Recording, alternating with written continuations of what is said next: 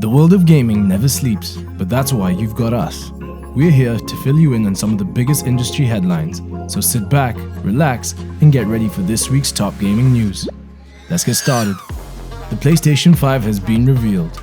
Last week, Sony revealed the PlayStation 5 to the world, and if you're like us, you took the weekend to digest all the information they threw our way, including the console's new look. Speaking of which, it seems like you either love it or hate it. There's not much of a middle ground, but we don't mind the two opposing sides because all the memes popping up about how the PS5 look are absolutely hilarious. Plus, let's be honest, we'll all forget about what the PS5 looks like when we're enjoying 4K Ultra HD Blu-ray, ultra high speed SSD, ray tracing, haptic feedback, and 3D audio. And why even bother looking at the console, regardless of how beautiful or ugly it is, when we have an amazing next-gen console game to play? And yes, we're talking about the highly anticipated Marvel Spiderman Miles Morales title, which is set to be released at the same time as the PS5, Winter Holidays 2020.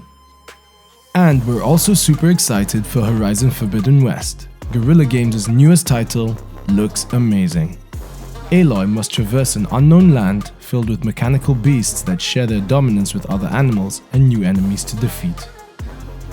We're also looking forward to Gran Turismo 7, Ratchet and Clank Rift Apart, Project Athia, Hitman 3, Demon's Souls, and Resident Evil 8 Village. And last but not least, it's crazy how GTA 5 never gets old. We played it on the PlayStation 3, then the PlayStation 4, and soon we'll be experiencing it on the PlayStation 5. If you end up playing it, just remember that this game was originally released in 2013. You can now feel old. Crazy, right?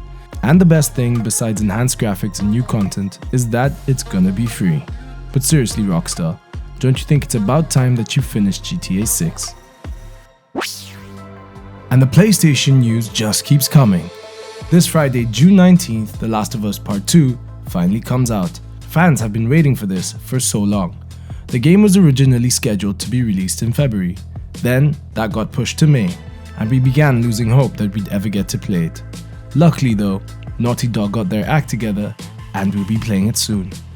Part 2 is set 5 years after the end of Part 1, and we'll get to play as 19-year-old Ellie as she crosses a post-apocalyptic United States. Based on the gameplay we've seen thus far, we're pretty sure this is going to be one of the best games of the year. And that's not just for the quality, but also for how inclusive it's supposed to be. The Last of Us Part 2 will have over 60 different accessibility features. This includes controller mapping, navigation, subtitle alterations, audio clues, visual aids, texts, the ability to zoom with a touchpad, and a high contrast mode, just to name a few. With these features, way more players will get to have the ultimate Naughty Dog experience. We've missed you, Joel and Ellie. Cyberpunk 2077 might not be available to play on the Stadia. All we've got to say is Stadia users probably aren't going to be too happy if they were looking forward to playing Cyberpunk 2077 as soon as it drops on September 17th. Why? Because although Stadia assured fans that the game would be available to play as soon as it came out, CD Projekt Red released a statement saying otherwise.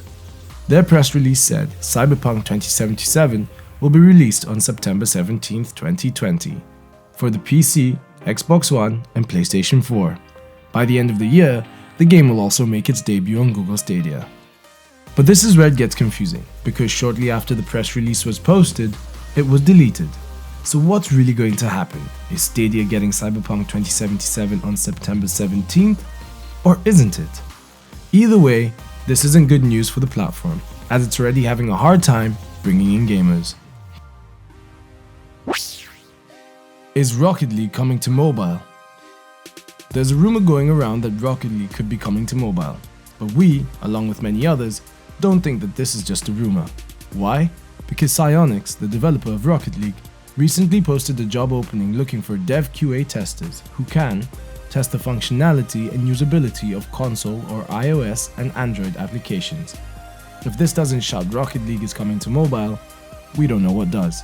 Plus, Rocket League moving over to mobile just makes sense. After all, Epic Games, which acquired Psyonix back in 2019, really wants a mobile version of their Epic Games store, and they need titles to fill it with. Titles that will bring in gamers. And with all the success that Fortnite's having on mobile, why not Rocket League too?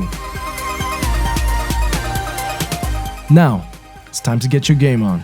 So see you guys next week.